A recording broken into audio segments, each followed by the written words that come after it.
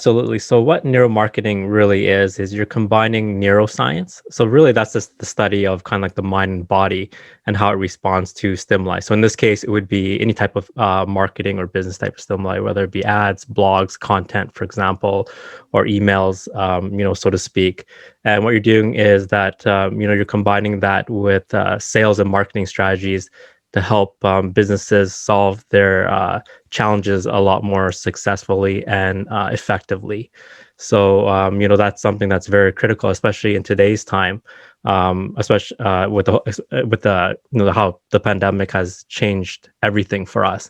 So, just being able to gain a deeper understanding, almost on a scientific level, of what's happening on, the inside the brain is really helpful in terms of helping brands and companies connect.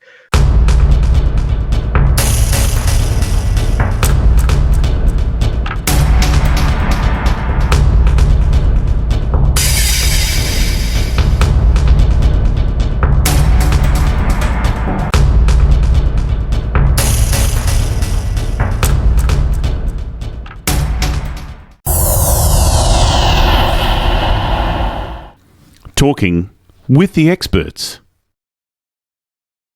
Hello and welcome to Talking with the Experts. My name's Rose Davidson from rosedavidson.com, and Talking with the Experts is about all things business by business owners for business owners, and you can find it on all good podcasting streams and on YouTube.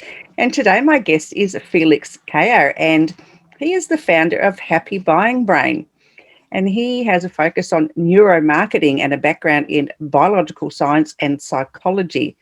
Felix educates businesses and marketers to deliver transforming strategies that speaks to the primal part of their customers' brains. He is also a media expert on all aspects of neuromarketing from the perspective of both consumer and marketer. Welcome, Felix, and thank you for joining me. Oh, thank you so much, Rose, for having me on your podcast. I definitely appreciate it. Yeah, neuromarketing. Neuromarketing's a new concept for me. I've not heard of it before. Could you just please explain in layman's terms what that might be?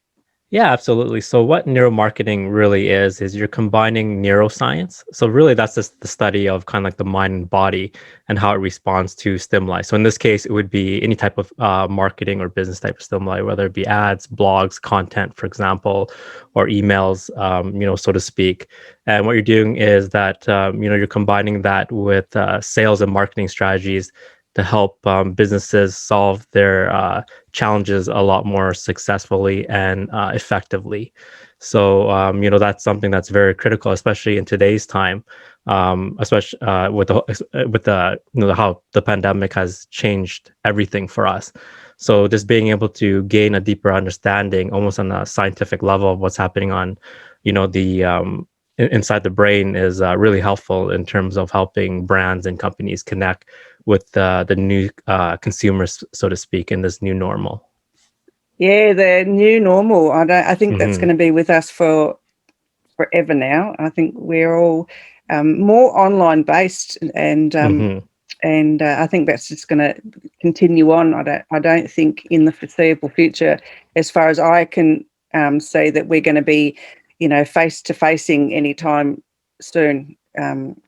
And if we do, it'll be, very structured and very minimal, I guess, to, avoid infections and all sorts of other things. But I mean, the world's come a long way just in Hmm. 12 months as far as the digital world is concerned, because a lot of people didn't take advantage of it until the pandemic hit, and everyone was in lockdown, and so they all decided, oh, Zoom's a really good thing to do, or any of those Exactly. other streaming platforms. So yeah, it's really it's changed how we do business.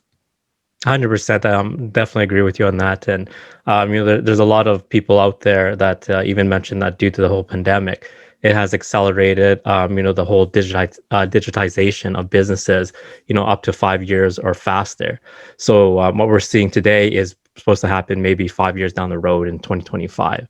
So as you mentioned, that the what's happening around the world has caused businesses to migrate more into the online world, to connect with their audience, and to also find a way to do business effectively as well.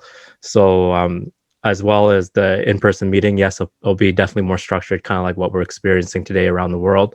So, with online meetings, it allows people to, or doing business online, it allows people to meet people, that a lot of people would not normally have the opportunity to connect or even think about capitalizing on those particular routes of communication.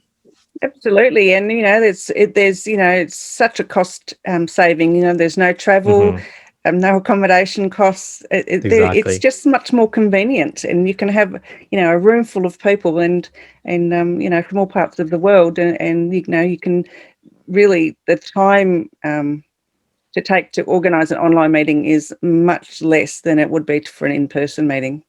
Oh, absolutely. It's so much more simpler to gather people to join, let's say, video conference call, and to rather than to have a big sort of event, right, where there's a lot of logistics that play into that as well. So it definitely removes the barriers in terms of having the opportunity to connect with people throughout the globe.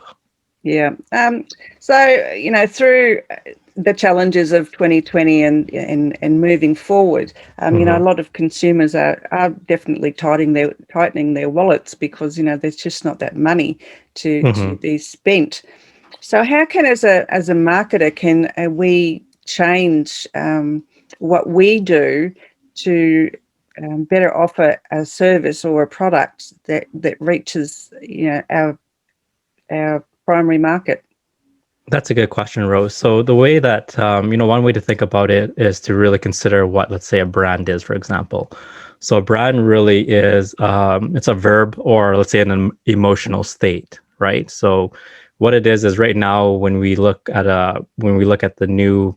are operating in this new normal here, a lot of people are operating in a much, hyper intense state of uncertainty. For example, anxiety is certainly there. There's certainly a lot of fear as well, even panic. So now brands, what they have to do in order to connect much more effectively and authentically with the transformed consumer, is to figure out now how do they create their brand messaging that allows them to alleviate a lot of those fears and anxieties and stresses, to bring them from a state of really high uncertainty to one that's where they feel safe and calm, and they build a sense of familiarity and likeness with the brand there. So that's really key, over the last 12 months. And as we continue forward into the future, that brands find ways to, to position themselves to kind of be that safety net, and to connect with them on that level, so that when the consumer is in possession of that brand's product or service, then it takes them back to a place where they feel like really, really safe, and allows them to transform to be the best version of themselves as well. Yeah, but one of the things, although the digital world is Hmm. great, but now there's so much noise out there. How do we swim through all that? That's a good question. So the brain is what it does is one of the main purposes of the brain is actually designed for threat detection, for example. So obviously, that plays in our role in survival. And a lot of those guidance systems are actually still in play today when it comes to marketing and capturing our attention, for example. So whenever, a new stimuli enters let's say, our field of vision, or the picture, so to speak, what ends up happening is the primal brain, which is anything but the logical brain, it triggers it, because it needs to figure out, is this new stimuli, is it a threat or non-threat to my existence, pretty much. That's how, and it has to do that very rapidly, right? So as marketers, we have to figure out, how do we talk to that part of the brain, where now when you introduce a stimuli, it catches their attention with that respect. And in neuromarketing, it's actually called orientation response. So one example is when you look at commercials. For example, there's a very popular commercial, deodorant commercial, and I believe it's by Old Spice, and they have smooth pattern interruptions where there's a gentleman, and he transitions from one background to the next background to the next background, and what that causes with the introduction of the rapidly changing backgrounds is the brain is also always assessing whether this new change is a threat or non-threat, even though logically we know that all this is safe because this is a commercial. But the primal brain, it doesn't have the ability to decipher that. So that's how we're able to continue to capture the attention of the consumer, especially in a world right now, as you mentioned, that is so filled with so much noise. So that would be one method to deliver your content, for example, where it begins to stand out and become memorable. Yeah, I know that it's for me. I'm not a good copywriter. I don't Mm-hmm. do copy well. I do videos well, but I don't do Yep. copy well. Go figure. But anyway, um, Copywriting is a hard skill, right? Like it it takes a lot is. of talent for I sure. find it Yeah. really challenging. I just to get the right words out. I mean, I can speak them, Mm-hmm. but I can't write them. And a lot of people still like the written word rather than looking at something, because they more often trust the written word than they do a visual. Mm-hmm. So, how can we mix the two together so that we're getting actually our message out there to the right people? Yep. So that's a good question. So obviously, when it comes to, let's say, click-through rates, we want people to, let's say, actively more engaged with that particular piece of content or with that call to action. Then the primal brain is guided by several primitive instincts, and one of them is to, once again, safety and security are two of the six primitive instincts. So using words that trigger that part of the brain or the primal brain, such as using words that say danger or avoid. Those are ways that could really capture the primal brain of the consumer, so that they start engaging with the let's say that particular call to action or that particular link that you want them to click on. Because in neuromarketing, there's something called the loss aversion bias, which people experience. Two times the amount of pain losing something as opposed to gaining the same thing. So that's why something of using words of that nature will begin to trigger the primal brain, because it starts to figure out, is this thing truly a danger, or should I really avoid this? And then obviously, as you mentioned, the copywriting part and the creativity flows after that to really entice the consumer to take that call of action. Yeah. So, in past marketing, they advocate for using the scarcity model. So if you're Mm-hmm. offering a program or a product for sale or a service, an enrollment, say, so they're still saying that use the scarcity model rather than make it a no-brainer. Exactly. Well, that's the common, like, that's the thing, is like the fear of missing out is always going to be present, right? Like this back in, our ancestral days. That's why the whole idea of getting kicked out of a tribe is really detrimental to someone's survival. So in that sense, that fear of missing out of belonging to that group, for example, is going to be key to that person's survival. And when we're running around the desert, so to speak. So a lot of those principles today still apply. So it's almost like if it's a limited time offer or something of that nature, then it's something that particular person would be missing out on if they just decide not to participate in it. Very similar if somebody thousands or millions of years ago decides to not participate in that group activity as well. Yeah. That makes heaps of sense. But Mhm. how is someone like myself who's not good at copy and as a generous of heart, how can we turn our own marketing or our own words to stop the FOMO? Well, that's the thing, is like, well, the good thing is with the internet, as you mentioned, is that we're always in connection with people who are great at what they do. So there's very few people that could actually capitalize on full opportunities for themselves, right? Because then we'd be masters at everything, so to speak. So the best thing is when you're working with, there's things that you feel that could complement your skill set, for example, then that's going to be important to actually partner up with people where you feel that you could provide an exchange of value in that sense. So if somebody feels that, that they need that extra help or so forth, then that's when that actually partnering up with somebody who's really good at it will be a big difference maker in terms of the business. Yep. So the neuroscience is this understanding, the state of the particular person and consumer, and then outside of that, it'll be more of a matter of like, can you partner up with people that will be able to exchange values with each other and grow to help each other grow as people from there. Yeah, so as business owners, how can we? I mean, I know we've covered it in previous comments. Mm-hmm. I guess how can we, better what we're doing, so that we're actually promoting the FOMO and we're promoting our product and our services without being sleazy, I guess is what I'm trying to say.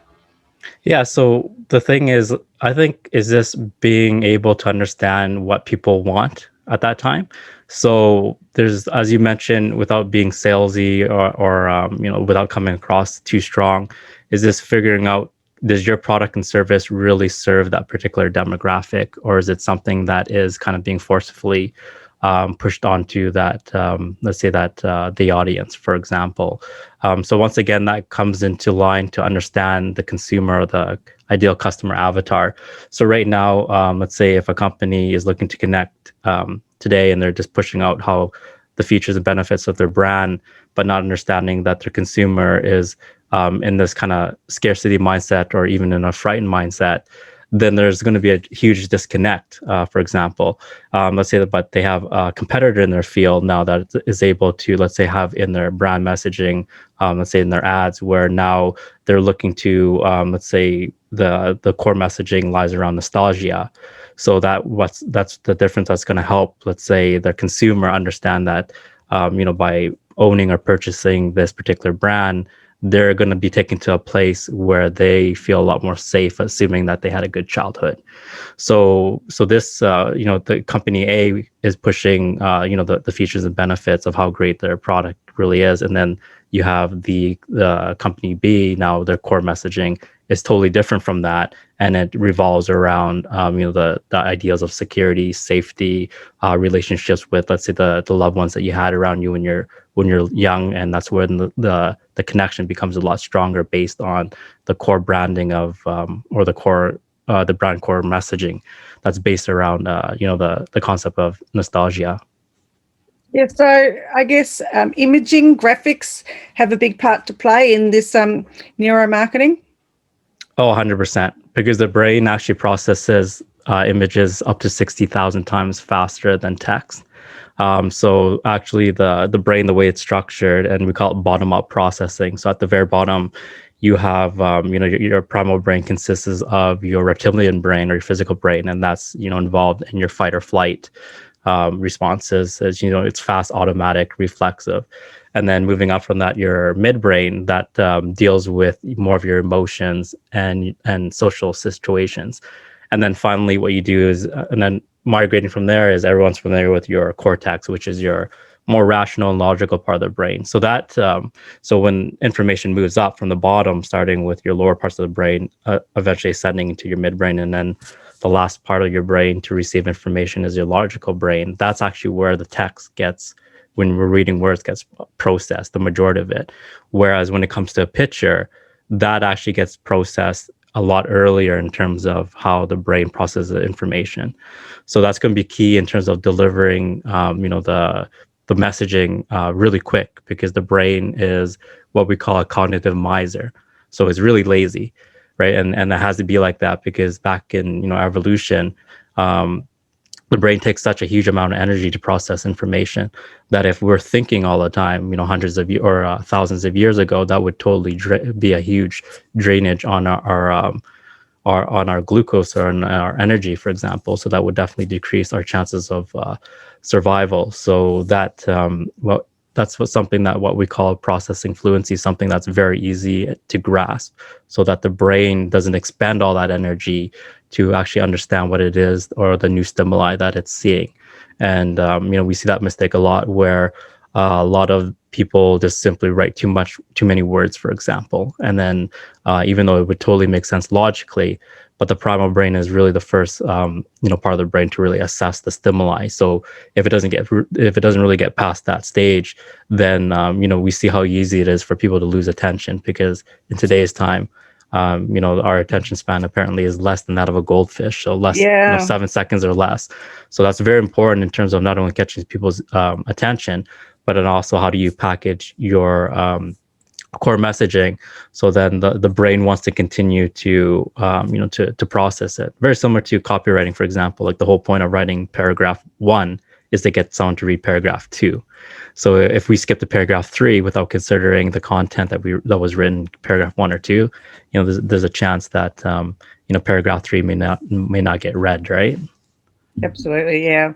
Okay, so is it possible, and this is a little bit of an out there question, is it really possible to promote a product or service with a graphic or image alone without any words at all? Would people actually get the gist of it? Would the brain be able to compute what that product or service was? It depends, because what it really depends on is the brain is really a prediction and an association machine. So that image itself needs to be able to contain, let's say, other content within it, where if someone sees it, then they would be able to associate it with some sort of particular brand. For example, if you had a check mark, everybody knows that that's very popular with Nike, right? Yeah. So that's the idea of, like, in terms of, let's say, having an image, what's found inside that image without any real writing, for example.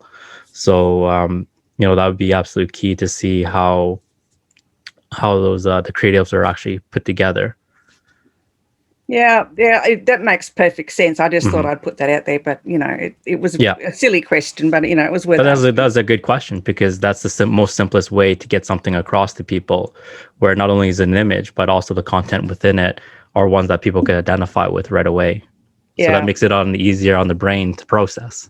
Yeah, and we got to make the brain not work so hard.